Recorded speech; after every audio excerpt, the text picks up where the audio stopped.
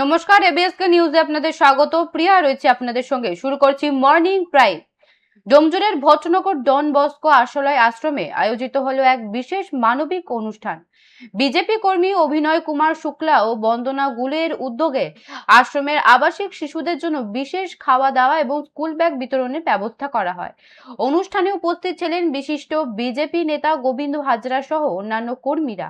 এদিন আশ্রমের ছোট ছোট শিশুরা গান ও নৃত্যের মাধ্যমে অতিথিদের উষ্ণ অভ্যর্থনা জানায়। এরপর অতিথিরা শিশুদের হাতে নতুন স্কুল ব্যাগ তুলে দেন।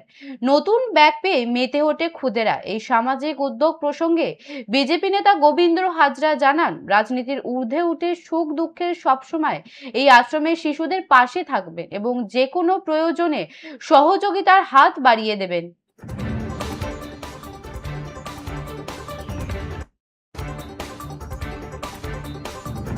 ডোমজুড়ের আশ্রমে বিজেপি নেতার মানবিক উদ্যোগ, শিশুদের হাতে উঠল স্কুল ব্যাগ।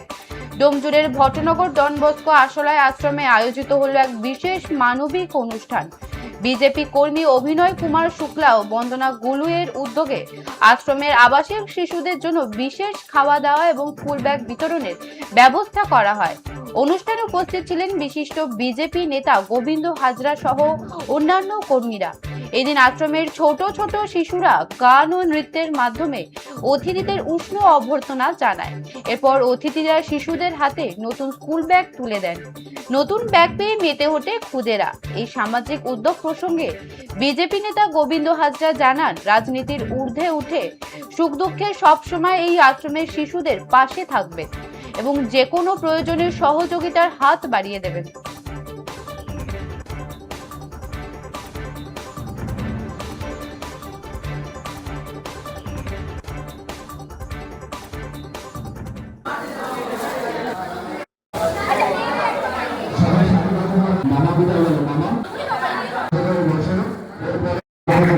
অসংখ্য ধন্যবাদ জানাই।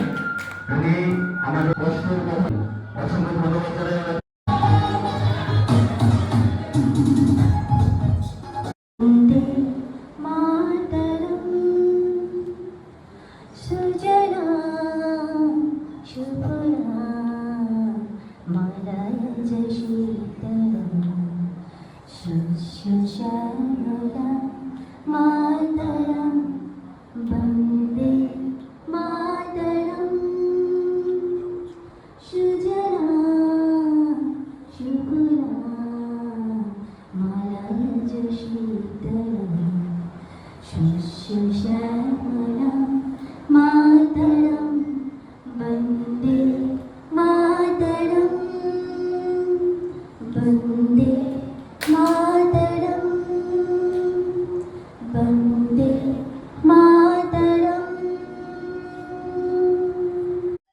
আজকে প্রথমে তো সবাইকে আপনার চ্যানেলে নমস্কার জানাই। আমার নাম হলো আমাদের সাপোর্ট না, আমরা ভেবেছি না আমি এখানে থেকেই একটু আরম্ভ করি, এনাদের পাশে আসি, এসে কিছু গিফট দিই, কিছু খাওয়া দাওয়া করাই, যেন এনারাও মনে করে যে না আমাদের বাইরের লোকগুলো আমাদের সাপোর্টে আছে, আমাদেরকে মানে মনে রেখেছে। এইটাই কার্যক্রম। পরিষ্কারভাবে তো এখন বলা হলো যে সবাই তো মানে যেরকম বলে না চমক ধমকে সবাই যায়, কিন্তু আমার মানবিকতা আছে যে যার কাছে মানে পরিজন আছে তার কাছে পৌঁছানোটাই উচিত হয়। আচ্ছা, এখানে যিনি বিজেপির যিনি প্রার্থী ছিলেন, তিনি যে এখানে বাচ্চাদের একটা আশ্বাস দিয়ে গেল যে তারা সবসময় পাশে থাকবেন, কিভাবে থাকবেন আপনারা? নিশ্চয়ই থাকবো।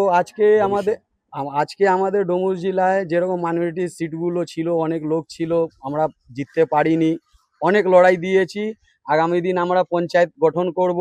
আর এই যে আপনি যে এখন জিজ্ঞেস করলেন যে কি করে করবেন, তো আজকে মানে ধরুন আমাদের ডোমজুর তো আমাদের সরকার করতে পারিনি, আমাদের বিধায়ক জিতিনি, তার মধ্যেও যদি এসে দাঁড়িয়ে আছি, তো আগামী দিন যখন পঞ্চায়েত গঠন করে নেব, আগামী দিন আমাদের সাংসদ আসবেন, বিধায়ক হবেন, তো করতেই থাকবো, অসুবিধে নেই। মানে এইটাই করিয়ে দেখিয়ে দিলাম যে আগামী দিন করবোই করবো, এর মধ্যে আর কোনো হচ্ছে না যে মানে পাশে দাঁড়ানো। প্রায় গরমের ছুটি পড়ে গেছে, তাও মোটামুটি 80-90 জন তো ছিল।